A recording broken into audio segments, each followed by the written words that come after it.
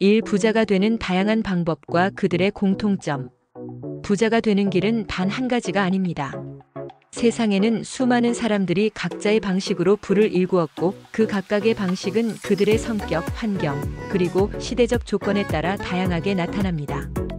흔히 우리가 아는 부자의 길은 4가지 정도로 요약할 수 있습니다. 첫째는 직장 내에서의 성공입니다. 큰 기업에 입사해 열심히 일하고 인정받아 임원까지 올라가는 길이 있습니다. 이런 경우 스톡옵션이라는 보너스처럼 주어지는 주식 혜택을 통해 큰 돈을 벌게 되는 경우도 있습니다.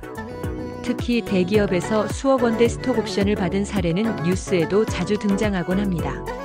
하지만 이 방법은 극히 제한된 일부에게만 주어지는 기회이며 경쟁이 치열하고 회사의 경영 성과에 따라 좌우되기도 하므로 누구에게나 열려있는 길은 아닙니다. 둘째는 사업이나 장사를 통해 돈을 버는 방법입니다. 이 방식은 직장인의 길과 달리 자유롭고 무한한 가능성을 가지고 있습니다.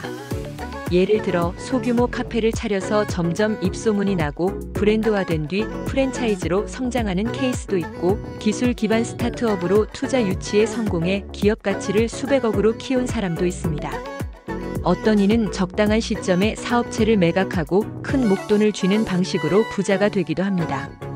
사업은 리스크가 크지만 성공할 경우 보상의 규모 역시 크다는 특징이 있습니다. 셋째는 주식을 통해 자산을 증식시키는 방법입니다. 주식은 누군가에게는 도박처럼 느껴질 수 있지만 실제로 주식 투자를 통해 수십억 원대 자산가가 된 사람들도 많습니다. 이들은 대부분 장기적인 안목과 철저한 분석, 그리고 분산 투자라는 전략을 가지고 움직입니다. 단기적인 상승과 하락에 일희일비하지 않고 기업의 가치를 판단하여 투자하며 시장의 흐름에 민감하게 반응합니다. 주식은 감정의 싸움이기도 하며 버티는 사람이 결국 승자가 되는 경우가 많습니다. 넷째는 부동산입니다. 한국 사회에서 가장 보편적인 부의 축적 수단이기도 합니다. 특히 서울 및 수도권의 부동산은 시간의 흐름에 따라 꾸준히 상승해왔고, 예전에는 평범한 사람들이 소유하던 집들이 시간이 지나며 몇 배의 가치로 올라가 자산가의 반열에 오르게 만들었습니다. 예를 들어 서울의 단독주택 한 채가 10억 원이 넘는 것은 더 이상 놀라운 일이 아닙니다. 2채, 3채씩 소유하고 있는 평범한 외모의 중년 부부들을 보면 부의 축적은 특별한 능력보다 지속적인 선택과 결심에서 비롯된다는 것을 느끼게 됩니다. 이처럼 다양한 방법이 존재함에도 불구하고 부자가 된 사람들에게는 공통점이 존재합니다.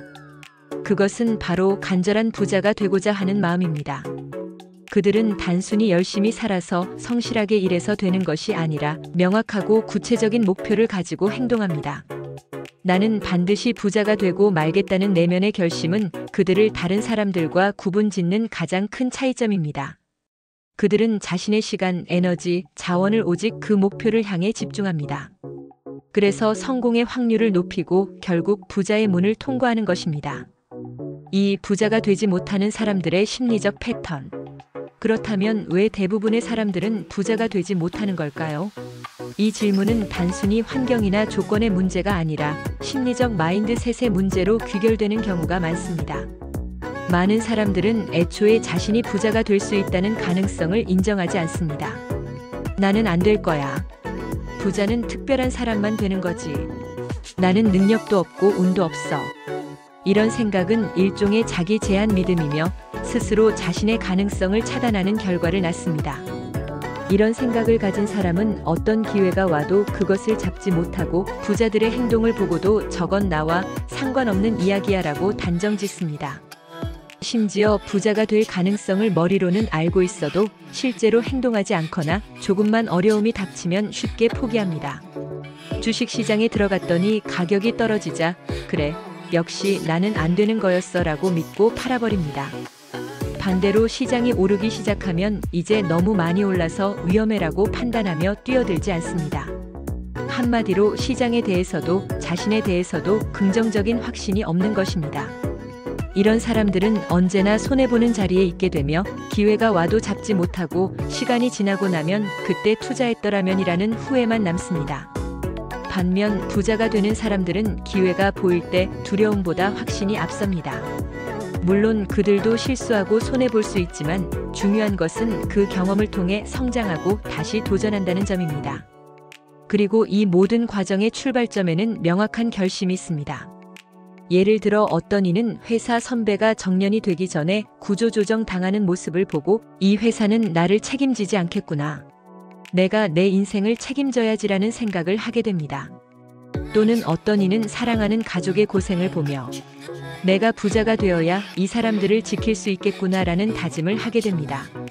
결국 부자가 되는 사람들은 결정적인 순간에 나는 반드시 부자가 되어야 한다는 결심을 하게 되고 그 결심을 지속적으로 강화시키는 방법들을 찾아 실행합니다. 그리고 이 결심은 하루아침에 생겼다 없어지는 감정적인 선언이 아니라 일상을 지배하는 행동으로 이어집니다. 책을 읽고 좋은 콘텐츠를 소비하고 시간을 관리하며 돈의 흐름에 대해 끊임없이 공부합니다. 이것이 부자와 비부자의 근본적인 차이입니다. 3. 부자의 사고방식과 실천 전략. 부자가 되기 위해서는 단순히 돈을 벌고 싶다는 막연한 욕망만으로는 부족합니다. 중요한 것은 부자가 될 수 있는 사고방식을 갖추는 것이며 이는 의식적 훈련을 통해 가능해집니다. 예를 들어 자신에게 매일 나는 부자가 될 수 있다는 확신을 심어주는 행동들을 실천해 나가는 것입니다. 어떤 사람들은 아침마다 100번씩 나는 부자가 된다는 문장을 반복해서 적고 이를 통해 무의식 속에 성공적인 자기 이미지를 각인시킵니다.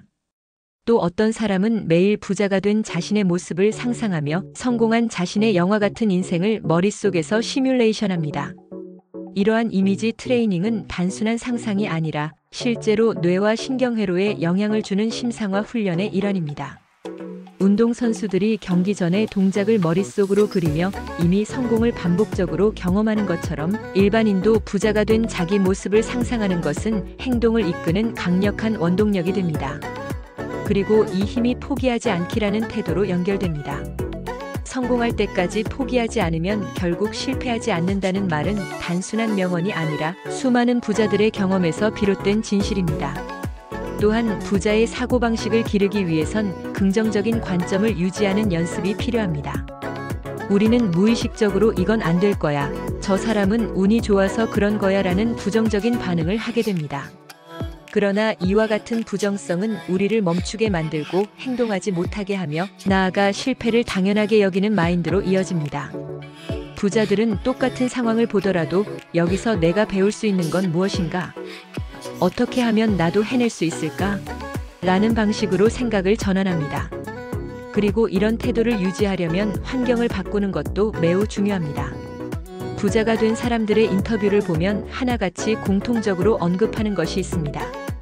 그것은 좋은 책을 읽고 좋은 영상을 보고 성공한 사람들을 가까이 하라는 것입니다. 어떤 이는 세미나나 강연에 참석하며 끊임없이 동기부여를 받았고 어떤 이는 매일 책을 읽으며 부자의 사고를 흡수했습니다. 결국 지속적인 자극과 정보의 축적이 행동을 바꾸고 행동이 결과를 바꾸는 것입니다. 결국 부자가 되는 데 있어 가장 중요한 것은 결심이며 그 결심을 지속 가능하게 유지하기 위한 환경과 습관을 만드는 것입니다. 쉽게 포기하지 않고 부정적인 생각에 빠지지 않으며 지속적으로 자기 확신을 강화하는 사람만이 부자의 삶에 도달할 수 있습니다. 여러분도 나는 반드시 부자가 된다는 생각을 오늘부터 실천해 보세요. 말이 행동을 만들고 행동이 삶을 바꿉니다.